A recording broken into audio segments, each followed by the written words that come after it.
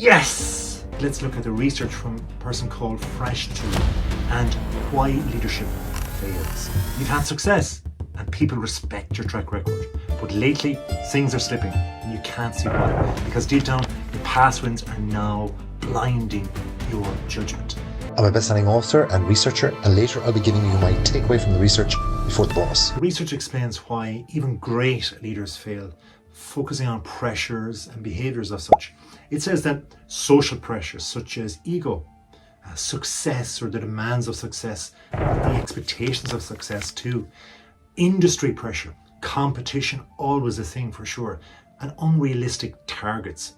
Organisational pressure can come from power or lack of oversight. Now, within the research, this particular article, it looked at the key findings, which were that leaders fail due to pressure and weak ethical control, which is an interesting thing. Now, failure also can often lead to fraud, unethical decisions, or poor judgment. So we need stronger systems that has more integrity, transparency, and governance at the helm. Let's look at another reference in the research from Giano and Pisano. The interesting thing about their research is that they reckon success stops learning. Shock horror. So that means it's almost like going viral. You can do it once, but you can't do it again. Why is that? You can make money, but you can't do it again. You're really good with one client, but you can't do it again. They attribute error. It's a thing where they think success is all because of you, that you are the attribution. They have a thing called attribution error. In other words, you think, you as a leader, or I as a leader think that, well, we succeeded as a company because of me. That is going to dictate a lower level of success in the future. Could be an overconfidence brought in as well, they say. And that you, the leader, you believe you can't be wrong. It's not a thing that's going to happen. Or failure to ask why. So make sure you do. So stop analysing success, rather look at your failures. Their key findings is that leaders learn more from failure than success. They think that success creates blind spots and poor future decision making. In these two pieces of research, one explains why leaders fall under pressure. The other explains why success makes that failure invisible. They reckon that pressure pushes you and success blinds you. So now we have to find the happy medium. This is how. Question your success. Don't assume success is equal to skill. Like, try to open out the different parts of it, defragment it, and find out exactly where and how you've got that success. Analyze external factors. It's not just luck or timing. It's not only because of my ability. If that's the case, why am I employing a lot of other people? Try to stay grounded in your reality as well.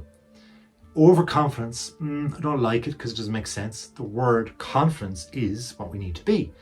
A bit like arrogance, overconfidence is not where we want to be, because we want to control any way we could fall into those fields as such. So success will inflate ego. It has that little golden recipe to do so if we don't pull it by the tail. Confidence instead must be checked regularly and seek opposing views, because these opposing views will challenge your own thinking. It's natural to go, yes, I did it and I'm successful and this is the way to do it, and we'll go forward and do this, and now I can see my original plan and I can see it unfold in front of me. But if other people say, yeah, that's great, you did really, really good, but let me just mentor you here, or I know you respect my opinion, be careful. There's competition on the way. You've got to hear that. Always though ask, why did this work? By breaking it down, you can build it up again from that step that was assured to work when and if you do fail. Treat success like failure analysis. I like to think of it that way because we want to make sure that we're learning from both success and failure. So break down the causes of both and try to identify what and maybe who, even if it's yourself, that's responsible, and how and who could be repeatable in the mix as well if there's success going on. Recognize your pressure early. If you can't do it the first time you fail, try and do it the second time. There must be pressure in some way, and it could be in your life rather than in business. So watch for unrealistic expectations. Could come from yourself, has done for me at times for sure. And identify stress triggers, because we want to be on the point of a thing called eustress, which is a good stress and motivates us, gets us going, and sustains us, not in a bad way of stress.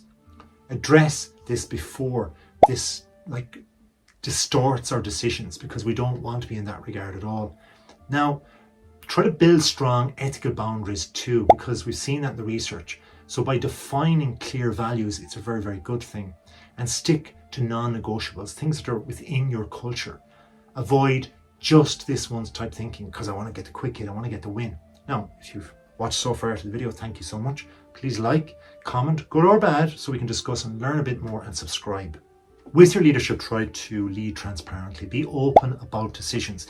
Encourage accountability. Have that openness, almost like you can get into the heads of people because they'll say it openly, or their body language is nice and loose. They feel familiar, that's the word for family, so they feel part of it. They want to give that extra effort. Reduce hidden behaviors in that way. It's comfortable, and you can kind of see like the Swiss clock, the little circles all integrating together, the big and small circles. You can see it happening before your eyes within the people that are employed. Try to create feedback systems and use time to audit and review. Not that you're like pulling the handbrake on the car the whole time and auditing, but just now and then, just stop, pull in by the lay-by and have a look at things. Because you don't want to rely on like institution alone. You don't want audits from the outside only to pull you up, and you're thinking like, we're down the highway, we want to fly ahead, and we're going to be successful next time. Booyah, let's go. No, you need to stop at times too and just smell the roses, open out the window and just kind of, maybe jack the car a little bit. Try to separate identity from performance. You are not your results. You are you. Ding! Didn't even put in a sound effect that time. But if you believe that success, or where it believes or belies within you, and what your definition individually of success is so important, because success as a whole, it doesn't define you. That is the truth. It shouldn't, because this reduces your ego-driven decisions. I have other videos on this kind of stuff as well. We won't get too far into it right now. Like, at the end of it all, we need to learn, and this is what the research is saying in both, from our wins and our losses. Trust both equally. Look at it from a different, perhaps, scale of winning versus losing, but you need to code it with regard to actually going ahead. So you need to be able to have a handicap like we have in golf, where we can kind of see where we're going. And certainly we don't want to be like overly constrictive or critical of our own behavior, our own performance, or our team's performance when we lose. We want to know that we have the talent. Yesterday was a bad day, and we can go ahead and eke out the talent and ideas to innovate and do things better.